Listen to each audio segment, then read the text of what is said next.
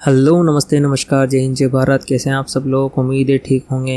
मैं murder mystery आपका अपने अपने यूट्यूब चैनल पे स्वागत करता हूं। आज की कहानी आप सबके लिए बिल्कुल एक नई कहानी होगी, जो एक पति पत्नी के रिश्ते को दर्शाएगी कि लोग क्राइम करने के लिए किस हद तक जा सकते हैं। कहानी शुरू करने से पहले मेरी आप सबसे रिक्वेस्ट है कि अगर आप हमारे चैनल पे पहली बार हैं और आपने हमारी दूसरी वीडियो को सुनी है और आपको अच्छी लगी तो प्लीज़ चैनल को सब्सक्राइब कर दें, जिससे हमारा हौसला बढ़ता है आगे और नई वीडियो को लेके आने का। धन्यवाद। आज की कहानी हम लेके आए हैं उत्तर प्रदेश आगरा से। वहाँ एक हरिओम तोमर नाम का व्यक्ति रहता था, जो कि बहुत ही मेहनती था और उसकी शादी एक बबली नाम की लड़की से हुई थी। हरिओम के परिवार में उसके माँ बाप के अलावा उसके 2 भाई और 2 बहन और थी। घर में सबसे बड़ा लड़का होने के कारण सारी जिम्मेदारी घर की हरिओम के ऊपर ही थी, क्योंकि उसके पिता अब बहुत ही बूढ़े हो चले थे और वह पहले चांदी के कार्य किया करते थे। दोनों बहनों की शादी हो चुकी थी और दोनों भाई अभी छोटे थे। हरिओम एक बहुत ही मेहनती आदमी था और मेहनत करके अपने घर परिवार का पेट पाला करता था। अभी तक हरिओम की शादी हो चुकी थी और उसकी शादी को 15 साल हो चुके थे। उनका परिवार बहुत ही खुशहाली से भरा हुआ था। घर में किसी चीज़ की कमी नहीं थी। उनके दिन हंसी खुशी से बीत रहे थे, लेकिन अचानक ऐसी घटना घटित हुई जिससे पूरे परिवार में मातम सा छा गया था। 3 नवंबर 2019 की रात को हरिओम अपनी पत्नी और 2 बच्चों के साथ लापता हो चुका था। पिछले 12 साल से वह आगरा में रह रहा था। हरिओम आगरा में एक चांदी की फैक्ट्री में चेन का काम किया करता था। लापता होने से 20 दिन पहले ही वह आगरा के सिकंदराबाद इलाके में अपनी पत्नी और दोनों बच्चियों के साथ रहने लगा था। हरिओम की साली चित्रा 5 नवंबर के दिन अपनी बहन बबली से मिलने के लिए उसके घर गई। वहाँ ताला लगा देख उसने अपनी बहन को फ़ोन किया, लेकिन दोनों के फ़ोन स्विच ऑफ आ रहे थे। बहुत देर बाद जब फ़ोन नहीं लग रहा था तो बबली ने हरिओम के पिताजी को फ़ोन किया, दीदी और जीजा जी गाँव में है क्या? उसके जवाब में उनके पिताजी ने कहा कि कई दिन से हरिओम का फ़ोन नहीं लग रहा है, हम भी उसे फ़ोन कर रहे हैं, उसकी कोई खबर भी नहीं पल पा रही है। चित्रा ने उन्हें बताया कि घर पर ताला लग रहा है और आसपास के लोगों को भी नहीं पता कि वह कहाँ गए हुए हैं। किसी अनहोनी की होने की चिंता में राजवीर गांव से आगरा आ गए थे। उन्होंने बेटे और बहू की तलाश की, लेकिन उन्हें कोई जानकारी नहीं मिली। इस पर हरिओम ने अपने बेटे, बहू और दोनों पोतों की रिपोर्ट थाने में दर्ज करवा दी गुमशुदा की। जांच के दौरान उन्होंने पुलिस को यह बताया कि उनकी बहू बबली का चाल चलन कुछ ठीक नहीं था। उसके संबंध किसी कमल नाम के व्यक्ति से जुड़े हुए थे और इसी के चलते हुए उसकी बहू और बेटे के बीच में अक्सर झगड़ा चला करता था। जब पुलिस ने कमल की तलाश की तो पता चला कि कमल भी उसी दिन से लापता है जब से हरिओम का परिवार लापता है। पुलिस जोरों शोरों से इन तीनों की तलाश में लग गई। जांच में कहीं से पता चला कि बबली जो है कमल के साथ दिल्ली गई हुई है। उन्हें ढूंढने के लिए पुलिस की एक टीम दिल्ली के लिए रवाना हो गई। पुलिस ने 16 नवंबर के दिन बबली और उसके प्रेमी कमल को पुलिस ने दिल्ली के अंदर गिरफ्तार कर लिया था और दोनों बच्चियां भी उनके साथ थी। पुलिस उन सबको लेकर वापस आगरा के लिए निकल गई। जब आगरा लाकर दोनों से पूछताछ की गई तो पूरा मामला धीरे धीरे खुलता चला गया। पता चला कि 3 नवंबर की रात को हरिओम रहस्यमय ढंग से लापता हो गया था। पत्नी और दोनों बच्चे भी गायब थे। कमल और बबली के दोनों के अवैध संबंध थे। वह अपने प्रेमी कमल के साथ रहना चाहती थी। इसकी जानकारी हरिओम को भी थी और वह इस बात का विरोध करता था और अक्सर उन दोनों के बीच इस बात को लेकर बहस हो जाया करती थी। इसी के चलते उन दोनों ने मिलकर हरिओम का गला दबाकर उसकी हत्या कर दी। बबली की बेवफाई बस यही खत्म नहीं होती। बाद में दोनों ने मिलकर हरिओम के शव को एक संदूक में बंद किया और यमुना नदी के अंदर फेंक दिया।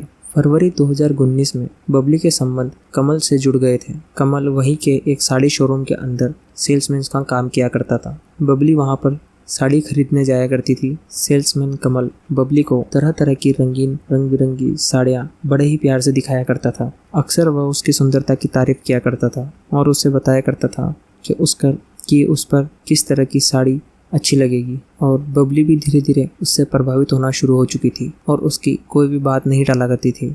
इसी के चलते धीरे धीरे दोनों के मोबाइल नंबर एक्सचेंज हुए। अब जब भी बबली कभी उस दुकान पर जाया करती तो कमल अन्य ग्राहकों को छोड़कर बबली के पास आ जाया करता था। वह मुस्कुराते हुए उससे बातें करता और इधर उधर की बातें करने लगता और उसे साड़ियाँ दिखाया करता था। कमल बहुत ही आशिक मिजाज था। उसने पहली मुलाकात में ही बबली को अपने दिल में बसा लिया था। नज़दीकियाँ बढ़ने लगी तो धीरे धीरे उसने बबली से फ़ोन पर बात करना भी शुरू कर दिया। जब दोनों तरफ से बातों का सिलसिला शुरू हुआ तो दोनों की नज़दीकियाँ और भी बढ़ने लगी और फ़ोन पर दोनों हंसी मजाक भी करने लगे। उन दोनों की नज़दीकियाँ धीरे धीरे बढ़ने लगी थी। बातों बातों में उसने उसे बताया कि वह आगरा के गोधरा में ही रहती है। इसके बाद वह बबली के घर पर भी आने जाने लगा। जब एक बार इन दोनों के बीच की मर्यादा की दीवार टूट गई थी तो यह सिलसिला फिर ऐसे ही चलता रहा। जब भी उन दोनों को मौका मिलता तो वह दोनों अकेले में मिल लिया करते थे। हरिओम की गैर हाजिरी में बबली और कमल का यह खेल काफ़ी बार चला करता था। लेकिन वो कहते हैं ना, चोरी छुपे वाली ऐसी बातें ज़्यादा दिनों तक छुपी नहीं रहती। एक दिन हरिओम को भी भनक लग गई। उसने बबली को कमल से दूर रहने और उससे फ़ोन पर बात न करने की चेतावनी भी दे दी और इसके विपरीत बबली कमल के साथ रहना चाहती थी। 3 नवंबर को जब हरिओम शराब पीकर घर पर आया उस समय बबली मोबाइल पर कमल से बात किया कर रही थी। यह देखकर हरिओम के तन बदन में आग सी लग गई थी। इस बात को लेकर दोनों में बहुत झगड़ा हुआ तो हरिओम ने बबली की पिटाई कर दी और बबली ने इसकी जानकारी कमल को दे दी और कमल ने यह बात 100 नंबर पर पुलिस को बता दी। उसके बाद पुलिस वहां आई और रात को ही पति पत्नी को समझाकर वहां से चली गई। पुलिस के जाने के बाद भी दोनों का झगड़ा शांत नहीं हुआ। उसके बाद भी वह दोनों झगड़ा करते ही रहे। रात 11:30 बजे बबली ने कमल को फ़ोन करके उसे घर आने के लिए कहा। जब वह उसके घर पहुंचा तो हरिओम उससे भिड़ गया। इसी झगड़े के दौरान कमल ने हरिओम का सर दीवार पर दे मारा। नशे के चलते वह कमल का विरोध नहीं कर पाया। उसके गिरते ही बबली उसके पैरों पर बैठ गई और कमल ने बेरहमी से उसका गला दबा दिया। कुछ देर छटपटाने के बाद हरिओम की वहीं पर मौत हो गई। उस समय दोनों बच्चियां सो रही थी। रातों रात बबली और कमल ने शव को ठिकाने लगाने के लिए एक प्लान भी बना लिया था। दोनों ने शव को एक बॉक्स में बंद करके उसे फेंकने का फैसला कर लिया था ताकि मर्डर के सारे सबूत नष्ट हो जाए। प्लान के चलते हुए उन दोनों ने हरिओम के शव को एक संदूक में पैक किया और रात की करीब 1:30 बजे वह ऑटो से उस संदूक को यमुना की एक पुलिया पे लेके आया। उन्होंने ऑटो को वहीं छोड़ दिया और उतर गए। ऑटो के जाने के बाद जब रात की 1:30 बजे पुलिया बिल्कुल खाली थी, कोई भी नज़र नहीं आया, तो मौका देखते हुए दोनों ने उस संदूक को यमुना नदी के अंदर फेंक दिया। इसके बाद दोनों अपने अपने घर चले गए। दूसरे दिन 4 नवंबर को कमल बबली को लेकर और उनकी दोनों बच्चियों को लेकर दिल्ली भाग गया। बबली की इस बेवफाई ने हरिओम के हंसते खेलते परिवार को उजाड़ दिया था। उसने पति के रहते हुए गैर मर्द से रिश्ते बनाए और यह नाजायज़ संबंध उसके लिए इतना प्यारा हो गया कि उसने उसके लिए अपने ही पति को मार देने की प्लान बना लिया। पुलिस 16 नवंबर को ही कमल और बबली को लेकर यमुना किनारे पहुंची। उसके निशान दिए हुए जगह पर कई सारे गोताखोरों को बुलाया गया और घंटों तक यमुना के अंदर उस शव की तलाश की गई, लेकिन शव नहीं मिला और अंधेरा होने के कारण उस शव को ढूंढने के काम को उस दिन के लिए रोकना पड़ा। रविवार की सुबह गोताखोरों और स्टीमर की मदद से पुलिस वालों ने दोबारा शव को तलाश करने की कोशिश की, लेकिन उनकी मेहनत कोई रंग नहीं लेके आई और वह हरिओम का शव बरामद नहीं कर सकी।